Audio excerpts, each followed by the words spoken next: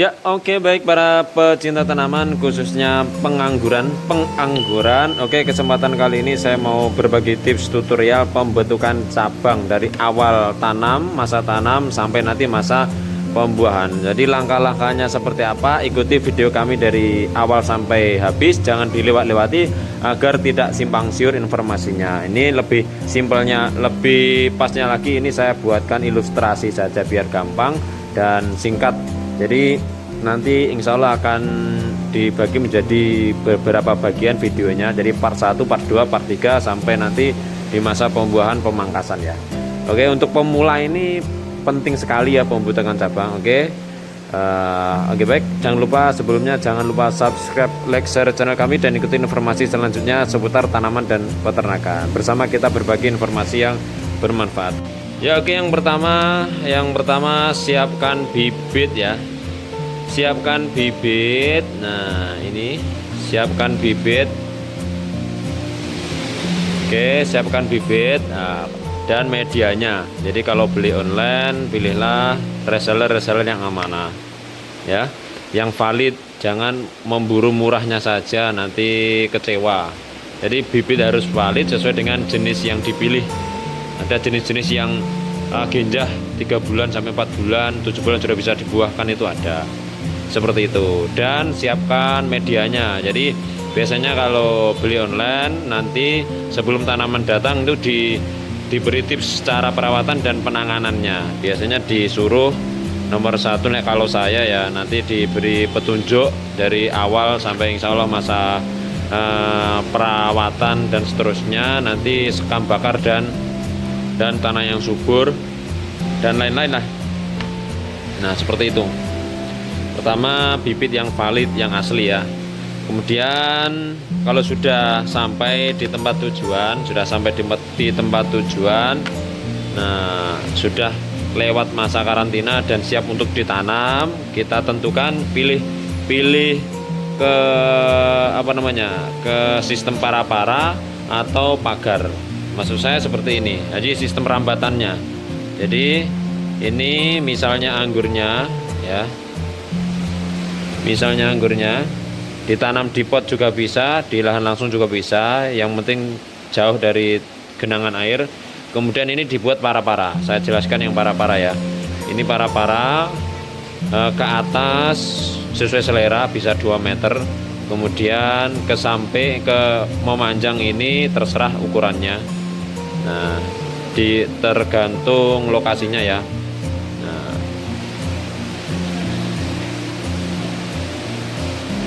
Nah, ini namanya sistem para-para ya. Sistem para-para. Nah, seperti itu.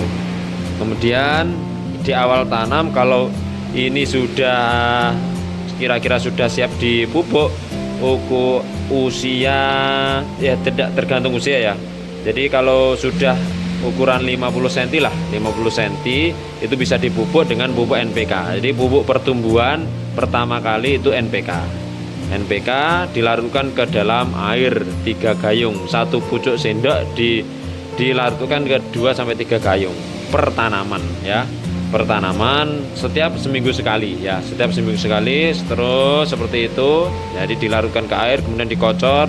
Kemudian jika sudah sampai ke atas para-para, ini dipangkas. Yang di sini dipangkas, dipangkas, nanti akan tumbuh. Nanti akan tumbuh tunas baru di sini. Nah, tunas baru banyak. Nah, sisakan yang dipelihara itu 3 saja, 3 atau maksimal 4. Nah, 3 saja, atau 2 atau 1 juga bisa. Nah, seperti itu. Nah, 3. Kemudian diarahkan ke para-para dan diikat dan diluruskan sesuai dengan relnya masing-masing. Nah, sampai nanti ke ujung, sampai ujung sini mentok. Nah, kalau sudah mentok ini dipangkas saja, dipangkasi semua. Nah, untuk pertama kali ya seperti itu. Nah, ini namanya batang primer. Kalau istilahnya ini batang primer. Yang ini yang bercabang 3 tadi itu batang sekunder. Kemudian dari batang sekunder itu ada batang tersier. Nah, kayak tulang ikan. Nah, seperti itu. Yang ke sini. Nah, yang akan dibuahkan nanti batang tersiernya. Ini batang tersier. Nah, ini perlu dipahami ya, 3 ini ya. Jadi di awal ini pemupukan seminggu sekali sampai nanti sampai pucuk, pupuknya ya terus sampai nanti berkelanjutan sampai nanti kalau masa pembuahan pupuknya beda. Ini yang saya jelaskan masa pertumbuhan, pupuknya NPK Mutiara. NPK Mutiara 16 16 16 ya. NPK seimbang. Jadi ini pertumbuhannya seperti itu. Ini kalau sudah saya ulangi sudah nyampe ke para-para dipangkas. Kemudian kalau sudah bercabang disisakan 3 sampai ke sini. Kalau sudah sampai mentok ke sini ini dipangkas, dipotong aja. Jangan dibiarkan ke mana-mana. Jadi potong aja. Nanti untuk memperkuat batang tersiernya. Nanti tumbuh dari sini batang tersiernya. Nah, untuk tolak ukur siap dan tidak siapnya dibuahkan itu dari batang tersier.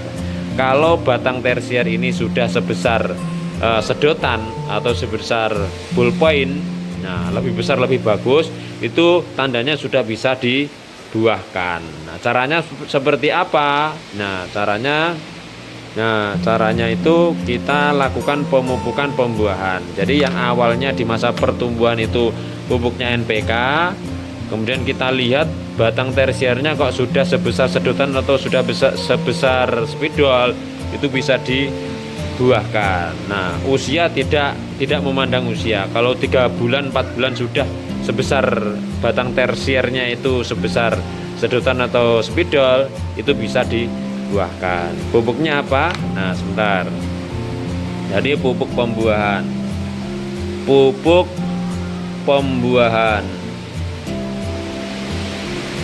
Itu pakai MKP boron. Nah, MKP boron. Nah, ini 1 sendok makan ini. Nah, ini takarannya 1 SDM, yang ini sepucuk, 1 pucuk sendok aja kira-kira, atau setengah sendok makan.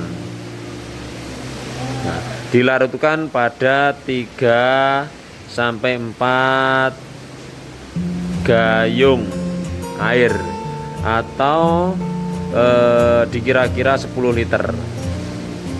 10 liter ya, bisa dipahami ya. Nah, pemupukan ini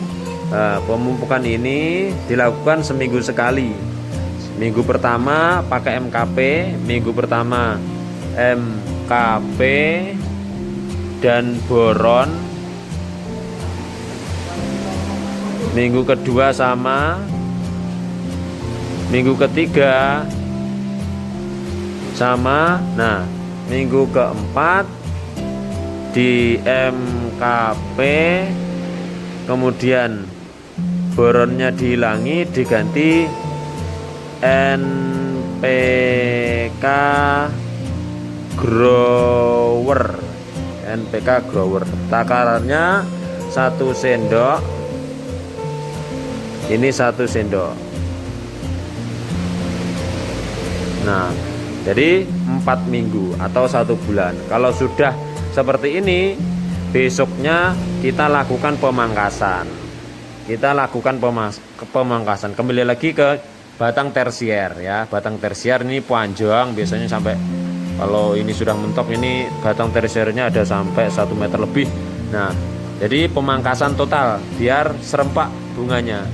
Nah, pemangkasan total dilakukan pada saat setelah pemupukan yang keempat ini, pemupukan pembuahan. Nah, seperti itu. Nah, pemangkasan total ini dilakukan ke batang tersier. Ukurannya itu kira-kira 7 mata tunas.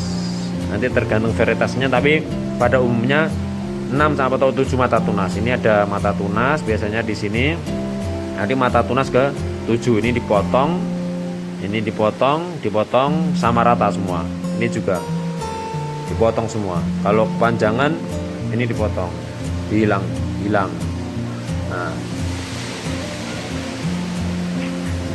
Nah, biasanya 1 minggu kemudian sudah muncul seprut dan membawa bunga.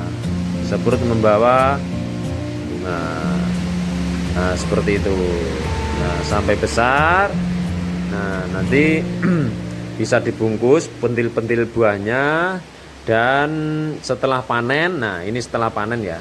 Setelah panen ini contohnya setelah panen, kemudian kita sisakan tersiernya itu 2 mata tunas. Jadi sudah panen raya, panen semua, kita sisakan 2 mata tunas. Semua dipangkas 2 mata tunas. Ini 1 mata tunas yang kedua. Nanti dari 2 mata tunas ini tumbuh batang tersier pengganti atau generus. Nah, kalau batang tersier pengganti ini sudah sebesar sedotan, itu sudah bisa dibuahkan lagi. Jadi sehabis panen ini pupuknya NPK lagi ya, NPK lagi. Nah, itu untuk masa pertumbuhan lagi. Nanti kalau ini sudah batang tersiernya sudah sebesar sedotan, itu bisa dipupuk lagi dengan pembuahan. Ini pupuknya. Jadi bisa di screenshot atau bisa ditanyakan ya. Oke, baik. Nah, bagi teman-teman yang masih masih bingung tentang perawatannya dari awal sampai pemangkasan, itu bisa hubungi nomor yang ini. Kalau untuk informasi bibit dan pemesanan, silahkan lihat di kolom komentar di bawah, itu lengkap ya. Oke, baik, terima kasih. Nanti insya Allah ada tips-tips selanjutnya. Jangan lupa subscribe, like, share channel kami, dan ikuti informasi selanjutnya seputar tanaman dan peternakan. Bersama kita berbagi informasi yang bermanfaat.